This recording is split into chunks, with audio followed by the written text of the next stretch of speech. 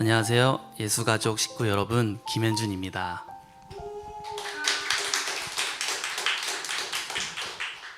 저는 여러분과 함께 지금까지 저와 함께 해주신 하나님의 사랑과 은혜의 경험을 나누기 위해 이곳에 섰습니다. 그럼 지금부터 헌화식 간증을 시작하겠습니다. 저는 삶의 이유와 목적이 없었던 사람이었습니다. 저는 24살에 전주에서 하고 싶은 것을 찾겠다며 서울로 올라왔는데요. 전 이 사건을 하나님께서 저에게 믿음을 주시기 위해 계획하신 일이라고 생각합니다. 상경 후 1년 동안 혼자 지내며 극한의 공허함을 느낄 수 있었습니다. 공허함 가운데 허덕일 때 교회에 나가게 됐고, 그때 기적처럼 하나님을 믿게 됐습니다. 이전의 모든 세상적 가르침들은 소금물과 같아서 마시면 마실수록 더 목마른 느낌이었습니다. 그러나 성경의 가르침은 생수처럼 맑고 선명하게 갈증을 해소해주는 전혀 다른 느낌이었습니다. 세상의 대부분의 사람들이 삶의 목적, 결혼의 목적 등 그 본질적인 이유를 모르고 살아가지만, 저는 성경을 통해서 인생의 목적을 발견하고 더 나아가 결혼의 목적까지 이해하게 되면서 살아가게 됐습니다. 이 모든 것을 생각할 때면 정말 너무 감사해서 미쳐버리겠다는 생각밖에 들지 않았습니다. 이렇게 시작된 믿음의 여정이 결혼과 출산으로 이어졌고, 오늘 저는 이 자리에서 결혼과 출산 가운데 하나님께서 주신 은혜들을 나누고자 합니다. 결혼을 준비하면서 가장 많이 들었던 이야기는 결혼하면 인생이 끝난다. 너의 인생은 이제 X됐구나. 너도 곧 싱글로 돌아올게 될 거야. 등의 말들이었습니다. 그러나 이런 말들 중에 맞는 말은 하나도 없었습니다. 결혼하면 인생이 끝나는 게 아니라 참된 인생의 시작이었고, 인생이 X되는 것이 아니라 인생의 꽃이 피게 됐습니다. 하연이와 저는 서로 정말 다른 생물체입니다. 하연이는 가끔 제게 오빠와 나는 A부터 Z까지 중 A부터 X까지 맞지 않아, 이렇게 말하곤 합니다. 그럼에도 불구하고 하나님의 은혜는 서로의 다름을 통해 완전히 하나가 되게 하셨습니다. 많은 사람들이 서로의 다름이 깨짐의 이유가 된다고 했지만, 은혜 안에서 서로의 다름은 극복이 가능했습니다. 저는 닭다리를 좋아하고 하얀이는 닭가슴살을 좋아합니다. 이렇게 우리는 닭다리와 닭가슴살이라는 다름 안에서 불평 없이 하나가 되었습니다. 서로의 다름을 이해하고 용납하고 사랑하게 하시는 하나님의 은혜에 감사를 드립니다. 결혼 이후 또 사람들은 말했습니다. 자녀를 낳으면 상황이 완전히 달라진다. 자녀를 낳으면 자유와 행복은 없다. 과연 사람들의 말이 맞을까요? 이어서 저희 가정의 출산 이야기를 말씀드리겠습니다. 저희는 임신 테스트기 2주를 3번이나 보고도 임신 사실을 믿지 못했습니다. 하연이는 병원에서 테스트기가 2줄이지만 임신이 아닐 수도 있지 않나요? 재차 물었고, 의사 선생님은 아닐 수 없다며 단호하게 말씀해 주셨습니다. 예상치 못한 임신 사실에 당혹스러워하던 하연이의 얼굴이 아직도 생생하게 기억이 나는데요. 우리는 그렇게 임신을 확인한 후 정신을 차렸고, 병원에서 서로 부둥켜 안고 방방 뛰며 기쁨을 주체하지 못했습니다. 간호사들은 그런 저희의 모습을 보고 오래 기다리셨나 봐요, 축하해 주셨는데, 사실 오래 기다린 것은 아니었습니다. 그저 우리에게 생명을 주신 하나님의 은혜가 놀라웠을 뿐이었습니다. 한 번은 산부인과에서 의사 선생님께서 초음파 사진을 보시고 놀라시며 와, 아빠랑 너무 판박이다 라고 하셨습니다. 저는 그 말을 듣고 그냥 하는 소리인가 진심인가 헷갈렸는데요. 초음파 사진을 보시고 의견 주시면 감사하겠습니다. 저는 하얀이를 닮았으면 좋겠다고 생각했었는데, 의사 선생님의 말씀처럼 예나는 저를 똑 닮은 딸이었습니다. 저랑 많이 닮았나요? 의견 주시면 감사하겠습니다. 예나가 저를 닮았다는 말을 들을 때면 자식인 예나가 아빠인 나를 닮듯 저 또한 저의 참 부모이신 하나님은 닮고 싶다는 생각을 하게 됩니다. 그렇게 9개월이라는 시간이 흘러 출산이 임박했을 때였습니다. 유도분만을 위해서 촉진제를 맞으며 누워있던 하연이는 오빠, 엄마가 나를 자연분만으로 30분 만에 낳았으니까 나도 자연분만으로 쉽게 낳을 수 있을 거야 라고 말했습니다. 유도분만을 시작으로 자연분만을 할 것이라 기대하고 촉진제를 12시간 이상 맞았지만 아무런 반응이 없었습니다. 그때 의사 선생님께서 일주일 뒤에 다시 오던지 제왕절개를 하든지 하자고 하셨는데 저희는 당장의 결정을 해야 되는 순간이었습니다.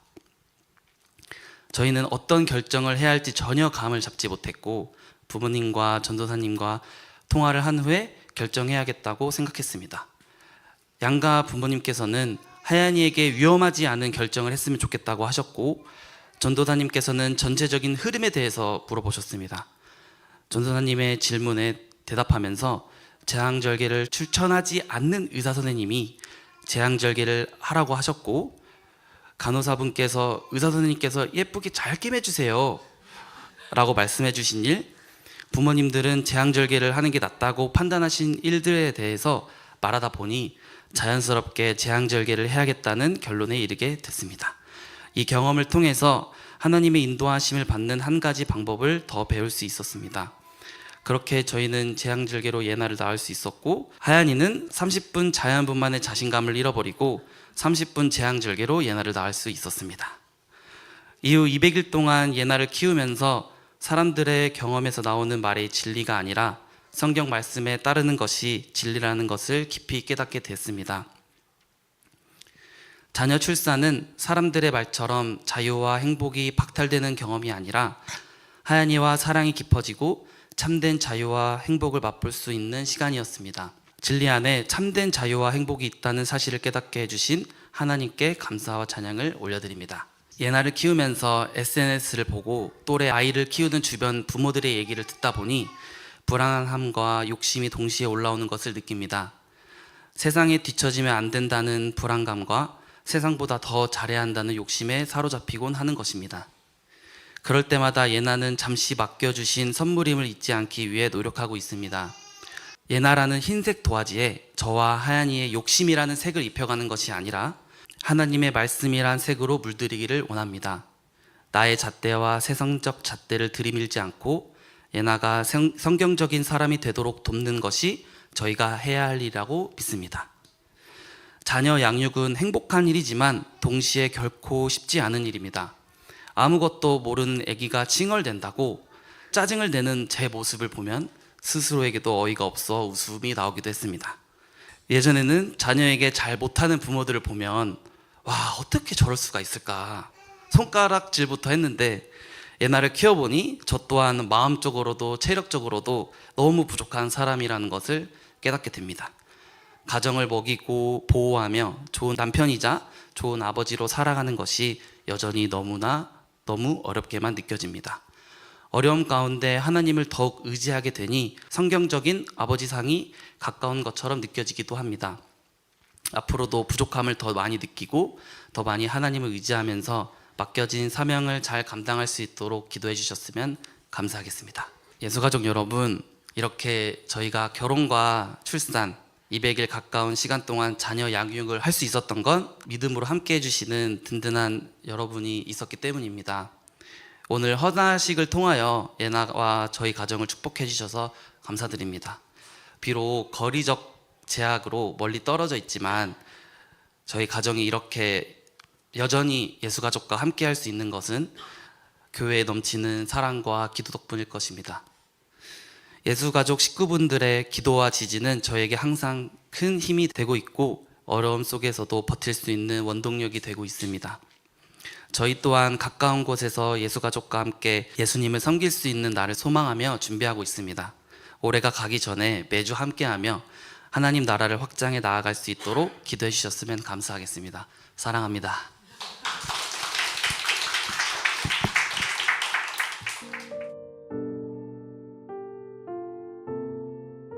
안녕하세요. 예나 엄마 조아연입니다. 예나에게 편지를 읽겠습니다. 사랑하는 우리 딸 예나야, 엄마 뱃속에서 막 나온 예나가 작은 몸으로 응애응애 큰 소리로 울던 모습이 기억난다. 10달 동안 뱃속에서 함께한 예나를 처음 만났을 때 엄마는 하나님께 감사해서 눈물이 나왔어. 예나가 태어난 지 6개월밖에 안 됐지만 너와 만나기 전 엄마의 인생이 생각나지 않을 정도로 예나는 엄마의 모든 것이 되었단다. 이제는 예나가 없었던 이전의 삶이 잘 떠오르지 않을 정도라고 해야 할까? 그렇게 예나는 엄마 삶에 자연스럽게 스며들었단다. 예수님께서는 엄마와 아빠의 만남부터 예나의 탄생까지 언제나 가장 선한 길로 우리를 인도해 주셨어. 예나의 이름은 시편 23편 말씀과 같이 예수님은 나의 선한 목자시다라는 뜻이란다. 선하신 예수님께서는 언제 어디서나 예나와 함께 하시고 인도해 주신다는 진리를 전해주고 싶어서 이렇게 이름을 짓게 됐어. 하나님께서 엄마를 사랑하시고 오래 참아주시는 것과 같이 엄마도 예나를 사랑하고 예나를 위해 기도하며 끝까지 함께할 것을 약속할게. 사랑하고 엄마 딸로 태어나줘서 고마워 예나야. 기도하겠습니다. 하나님, 예나를 저희 가정으로 보내주시고 양육할 수 있는 기쁨을 주셔서 감사합니다. 예나를 저희의 뜻대로가 아닌 하나님의 뜻대로 양육할 수 있도록 붙들어 주시고 하나님의 자녀로 자라날 수 있도록 인도해 주세요. 예나를 양육하며 더욱더 하나님과 친밀한 가운데로 들어가는 아빠와 엄마 될 수 있도록 인도해 주시옵소서. 감사드리며 언제나 선하신 예수님의 이름으로 기도드렸습니다. 아멘.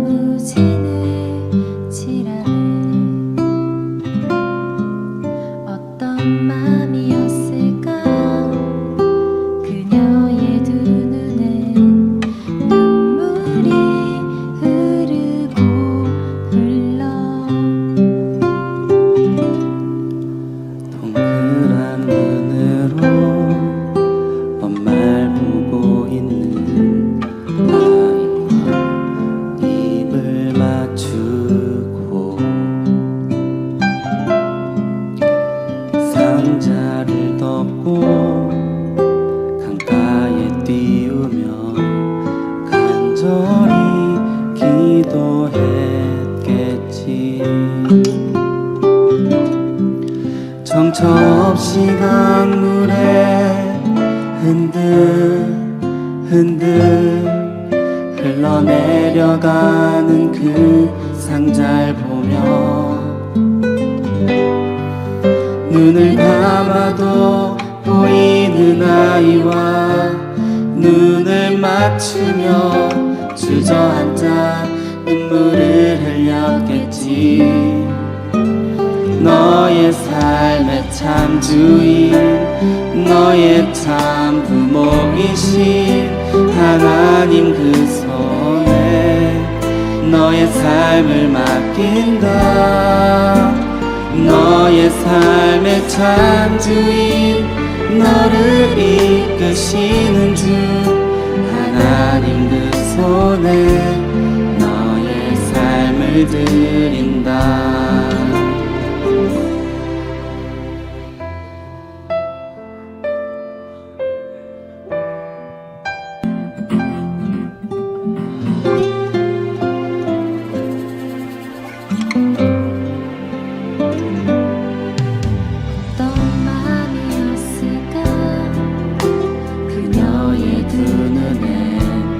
눈물이 흐르고 흘러 접시 강물에 흔들 흘러내려가는 그 상자를 보며 눈을 감아도 보이는 아이와 눈을 맞추며 주저앉아 눈물을 흘렸겠지.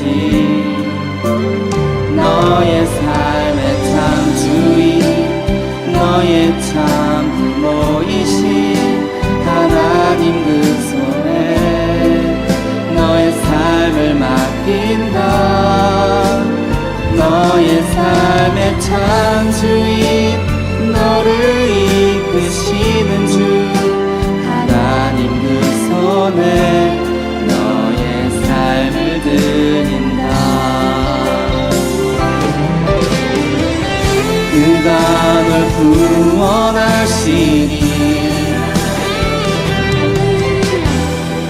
그가 너 이끄시리라. 그가 널 사용하시니 그가 너를 인도하시니.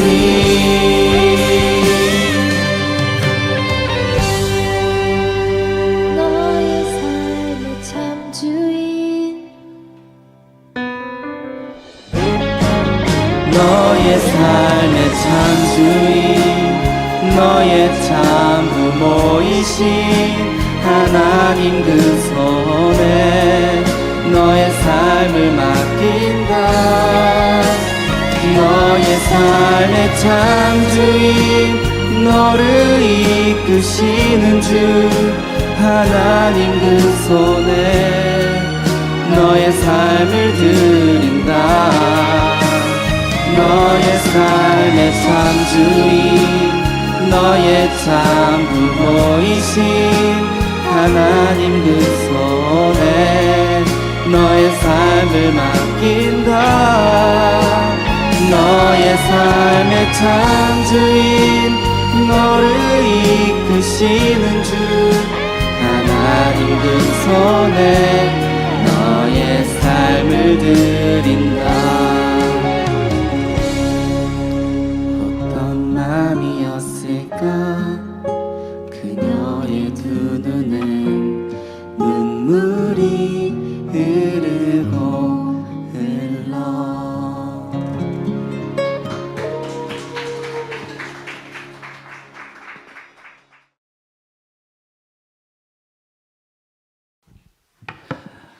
하나, 우리는 자녀를 허락하신 하나님의 은혜에 평생 감사할 것입니다.